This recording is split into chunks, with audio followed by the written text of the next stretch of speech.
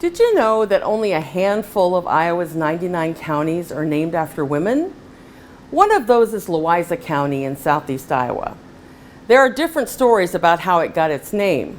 One says it was named for Louisa County in Virginia, since many of that county's settlers came to Iowa. But the more interesting story has to do with a feud between two families, some daring acts by a young woman, and a little luck. I'm Valerie Van Coten, the administrator of the State Historical Society of Iowa, and welcome to Weird and Wonderful Iowa.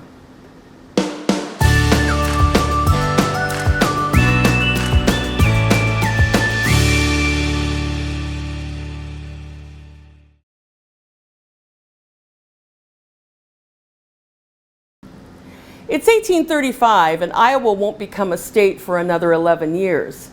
Woodbury Massey, a young man in his 30s, brings his wife and 4 children to the small mining town of Dubuque. He also brings several brothers and a sister who had been orphaned at a young age. Massey bought a claim and began working it.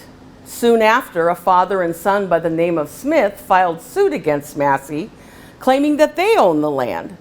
The local magistrate sided with Massey and sent a sheriff with the Masseys to put the Smiths off the land. Lying in wait were the Smiths, who fired at Massey and killed him instantly. The Smiths escaped, but were soon caught and brought to trial. They were released on a technicality, as their lawyer pointed out that the crime took place across the river in another territory, and therefore the Smiths could not be sentenced. The judge let them go with warnings to never enter Dubuque or Galena, Illinois, where one of the other Massey brothers lived, ever again. A few months later, the Massey brother who lived in Galena was shocked to see the older Smith walking down the street. Here was his chance to get even.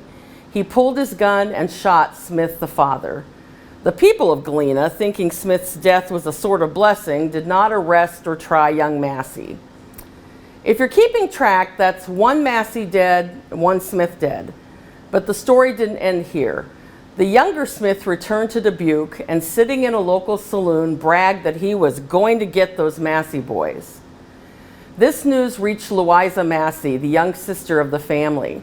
She knew that the younger Smith was a crack shot, and she believed she needed to take matters into her own hands. Louisa put on a large sunbonnet that concealed her hair and face. She took a gun from her brother, who was sleeping. She did not know Smith by sight, so she found a young boy in town to point him out.